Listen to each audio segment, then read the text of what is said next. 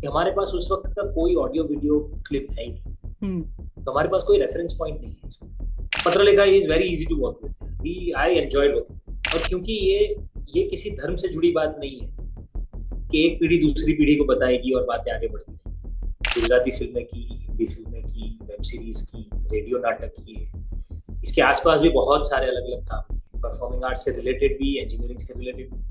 क्योंकि ये जो एक्सपीरियंस लेके निकले हैं और ये जो एक्सपीरियंस मिला है वो शायद बहुत नसीब वालों को मिला है। मैं सूरत से हूँ, मैं थिएटर करता था। ये हम्म। पता था कि ये मेरा पैशन है, मुझे ये करना है। घर से भी यही सिखाया गया था कि कला किसी भी रूप में आपके जीवन का भाग होना चाहिए। जरूरी नहीं है कि उससे आप अपना जीवन चला पाओ या पैसे कमाओ। Comedy is something that I enjoy very much. But I guess मेरा सबसे पसंदीदा जॉनर ड्रामा है।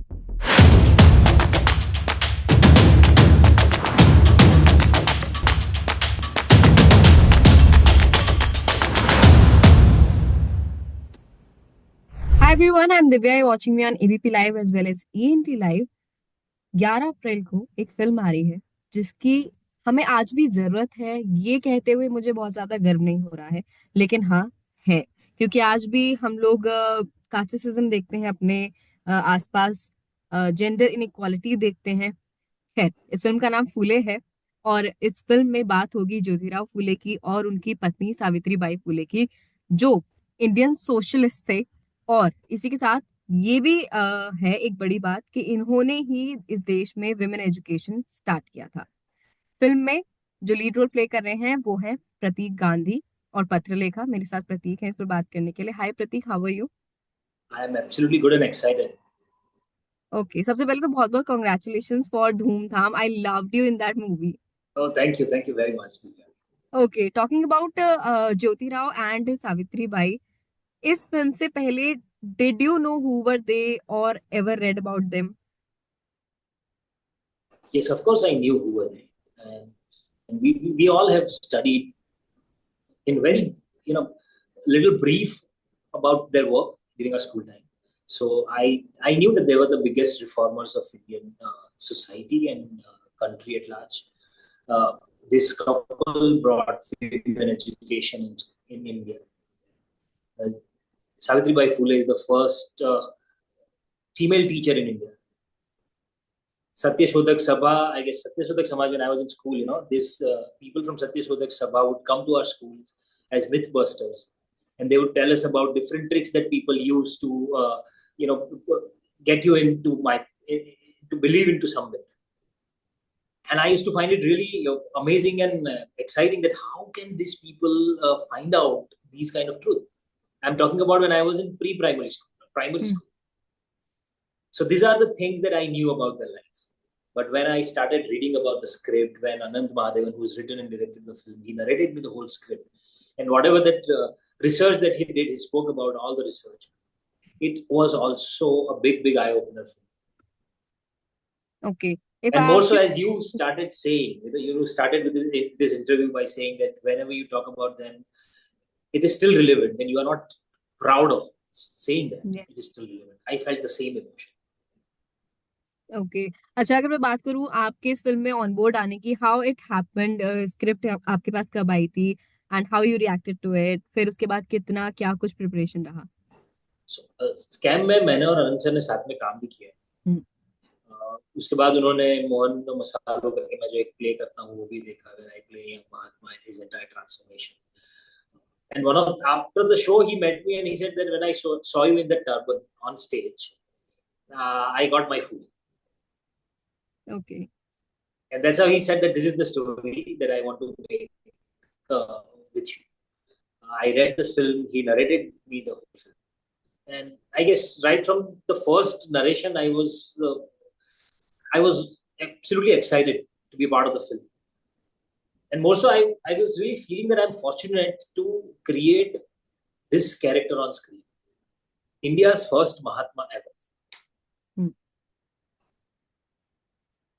ओके, अगर मैं ये पूछूं आपसे कि क्या कुछ अलग प्रिपरेशन रहती है जब आप इस तरीके का कैरेक्टर प्ले करते हैं जो रियल लाइफ में लोगों ने देखा है, चलते फिरते बोलते, तो क्या कुछ अलग रहता है? स्कैम में भी आपने ये किया था, अभी भी ये हम देख रहे हैं। मेरे लिए बहुत फैसिनेटिंग प्रोसेस है। मजेदार ये होता है कि जैसे मैंने आगे भी बहुत सारे इंटरव्यू में कहा है कि हमें ऐसे सारे किरदारों के जीवन के बारे में पता है, उनके जीवन में जो बड़ी छोटी घटनाएं हुई है वो पता है, उसके आसपास के लोग क्या सोचते थे, तब क्या हो रहा था, ये सब कुछ पता होता है। पर उनके दिमाग में और दिल में उस वक्त क्या चल रहा था वो किसी को नहीं पता होता। हम्म। तो एज एन एक्टर मैं चाहता हूँ कि मैं वो चीज कहीं से उसे इंटरप्रेट करके आप तक पहुंचा सकूं और उन्हें एक इंसान, एक ह्यूमन के तौर पे आप तक पहुंचा सकूं, सो दैट आप भी उनके साथ उनकी इस जर्नी में उन्हें पूरा चेंज होते हुए, उन्हें अपने अलग अलग काम को करते हुए देखो, and you also feel part of history somewhere. So with that intention, I try and create these kind of characters. So beautiful. अच्छा, अगर मैं पत्रलेखा की बात करूं, आप लोग ऑन स्क्रीन बहुत अच्छे लग रहे हो, साथ में बहुत ही प्यारे लग रहे हो। तो उनके साथ सेट पर कैसा कुछ माहौल था, कैसी दोनों के बीच में ऑफ सेट कैसा बॉन्ड था? I guess offset we are friends. So I met Patralekha for the first time on the sets of Phule. उनका भी प्रोसेस बहुत ही ऑर्गेनिक है हम्म। और बहुत ही मेहनती एक्टर है। हम्म। वो भी चाहती है, वो कोलैबोरेटिव अप्रोच उनका उतना ही सरल बना देता है पूरी प्रक्रिया को। खास करके जब हम ऐसे किरदारों की बात करते हैं, ज्योतिबा फूले, सावित्रीबाई फूले, 1800 सदी की बात नहीं है, मतलब 1840 1850 के आसपास की बात नहीं है। तब की बोली अलग थी। तब तब जो लोगों का एक रिएक्शन भी होता था हर एक चीज को लेके, वो भी बहुत अलग होता था आज से।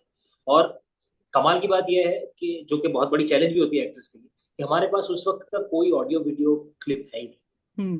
तो हमारे पास कोई रेफरेंस पॉइंट नहीं है।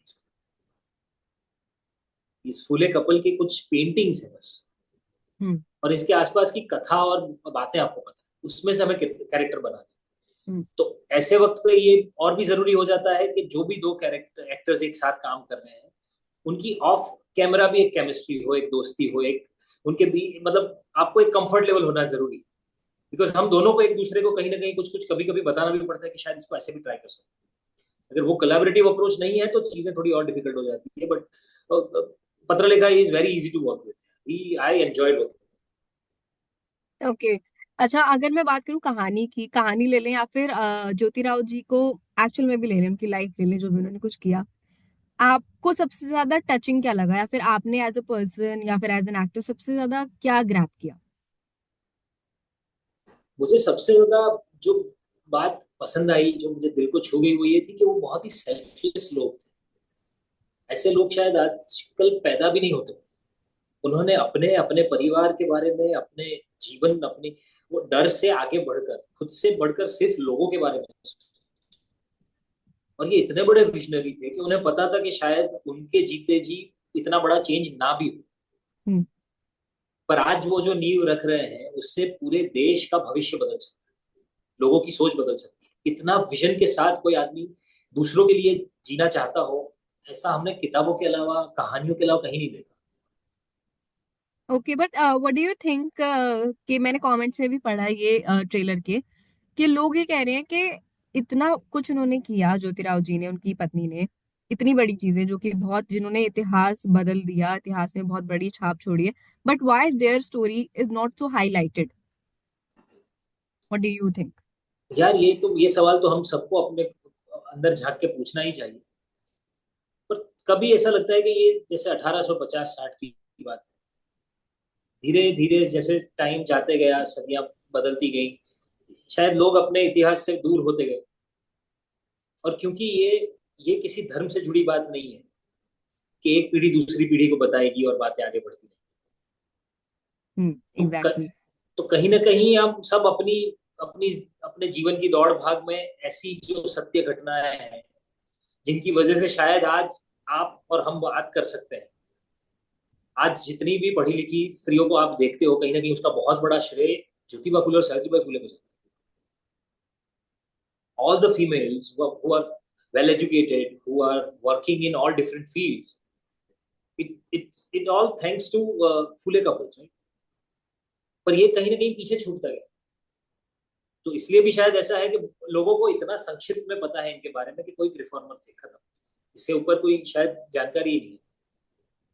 करेक्ट, एंड आई होप कि फूले मूवी से लोग थोड़े तो अवेयर होंगे कि क्या कुछ था, क्या कुछ और इनफैक्ट लोगों को आज भी जरूरत है, मुझे लगता है, बहुत सारे मुद्दों पे एक आवाज उठाने की, लेकिन अब शायद इस तरीके के लोग हैं नहीं जो एक मासेस के लिए आवाज उठाना शुरू करें। ओके बहुत प्रतीक, सही इफ कहा आई आपने, बहुत सही बात है। आई मतलब आई फील दिस के people are more self centered these days.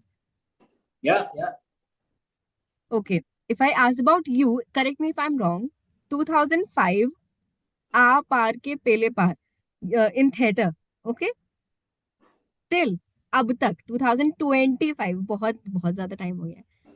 How is everything, कैसा चल रहा है? हाउ इज प्रति एज एन एक्टर, इवॉल्व कितना हुए हैं, कैसा कुछ रहा है? बहुत बहुत ज्यादा इवॉल्व होने का मौका मिला हम्म। है। इन 20 सालों में मैंने नाटक किए, गुजराती, हिंदी, इंग्लिश तीनों भाषाओं में नाटक किए। मैंने गुजराती फिल्में की, हिंदी फिल्में की, वेब सीरीज की, रेडियो नाटक किए। इसके आसपास भी बहुत सारे अलग अलग काम किए, परफॉर्मिंग आर्ट से रिलेटेड भी, इंजीनियरिंग से रिलेटेड भी। और इन सब में जितनी असफलताएं और सफलताएं मिली, उन दोनों ने मुझे बतौर इंसान और बतौर एक्टर निखरने का और इवॉल्व होने का बहुत मौका दिया। और मजेदार ये था कि कभी वो ग्राउंड फ्लोर से टॉप फ्लोर तक जाने की लिफ्ट अवेलेबल नहीं थी हमारे लिए, हमें हर एक हम्म। सीढ़ी चढ़ के जाना। तो जब जब सीढ़ियां चढ़ रहे थे तब लगता था कि यार कितना पेनफुल प्रोसेस है, ये सब क्यों करना पड़ रहा है, काश तुरंत उधर पहुंच जाए। पर अब धीरे धीरे ऊपर चढ़ के हल्का सा जितना भी ऊपर पहुंच पाए, वहां जाके लगता है कि अच्छा हुआ ये सारी सीढ़ियां चढ़ के आए, क्योंकि ये जो एक्सपीरियंस लेके निकले हैं और ये जो एक्सपीरियंस मिला है वो शायद बहुत नसीब वालों को मिलता करेक्ट। अच्छा, अगर मैं आपसे पूछूं तो आपका कभी कोई आइडल रहा है फिल्म इंडस्ट्री में आने के प्रति, या फिर एज एन आर्टिस्ट ग्रो करने के उसमें? है। मुझे तो पहले यही नहीं पता था कि एक्टर बन के कोई अपना जीवन चला सकता है। हम्म। मैं सूरत से हूँ, मैं थिएटर करता था। ये हम्म। पता था कि ये मेरा पैशन है, मुझे ये करना है। घर से भी यही सिखाया गया था कि कला किसी भी रूप में आपके जीवन का भाग होना चाहिए। जरूरी नहीं है कि उससे आप अपना जीवन चला पाओ या पैसे कमाओ। तो मुझे पता ही नहीं था कि मैं कभी ये कर पाऊंगा, यहाँ तक पहुंच। मुझे मजा इसी में आता था कि मैं कहानियां कह सकता हूँ, स्टेज पे जाने में मजा आता था, किरदार बनाने में। धीरे धीरे धीरे धीरे प्रोसेस होते गया। इंजीनियरिंग के साथ मुंबई आने के बाद दोनों काम साथ में करके ऐसा लगा कि नहीं, ये भी एक फॉर्मेट है जिसे एक्सप्लोर करना। तो किसी एक इंसान को देख के या उनके जीवन को देख के, उनकी सक्सेस को देख के ये निर्णय नहीं लिया है। और मुझे भी नहीं पता कि कब मैंने सोच लिया कि मैं एक्टर बनूं। अभी जब सोचता हूँ तो लगता है कि it was always, it has become my second nature. Okay. मतलब मुझे ये बहुत ही मजेदार लगता है पूरा प्रोसेस, इसलिए मैं ये करता हूँ। Okay, well it's quite surprising कि मतलब विदाउट एनी आइडल आप बस चलते गए एज यू सेड के सीढ़ी चढ़ के पहुंचे। इसका बहुत बड़ा वो है, लिफ्ट से नहीं गए तो इसका बहुत, आपको अभी लगता है। बहुत आनंद आता है इसका। मतलब ये ऐसा लगता है कि यार I am the chosen one, कि मैं ये सब कुछ करके, इतना सब ये करते करते यहाँ पहुंचा। बहुत मजेदार है। Okay, currently is there any specific genre you enjoy doing the most? So off lately, I did back-to-back comedy films, Hmm. like two of them at least, and people have received it very well. Hmm. So that is one thing. Any which ways, I mean, stage पे बहुत किया है ये सब. So comedy is something that I enjoy very much. But I guess मेरा सबसे पसंदीदा genre drama है। Okay. ड्रामा में वो लेयरिंग और इस सब में बहुत मजा आता है। और Okay, but जो एक चीज ऐसी है जो मैंने अभी बहुत सब मतलब कभी एक्सप्लोर नहीं किया बड़े पर्दे पे, वो है action. hmm. But I guess आप वो भी बढ़िया कर लोगे। कॉमेडी तो आप बहुत शानदार करते ही हो, drama is also very good, तो वो भी कर ही लोगे। एंड आई होप कि फूले जब आएगी 11 तारीख को तो लोग देखें, देखें, कुछ सीखें अगर उन्हें सीखने की जरूरत है तो। और आई रियली होप कि आपको और पत्रलेखा को साथ में बहुत बहुत प्यार मिले और बहुत पसंद किया जाए और फिल्म अच्छा हिट करे। Thank you Divya, thank you very much for all your wishes. Okay, thank you Prateek for talking to us.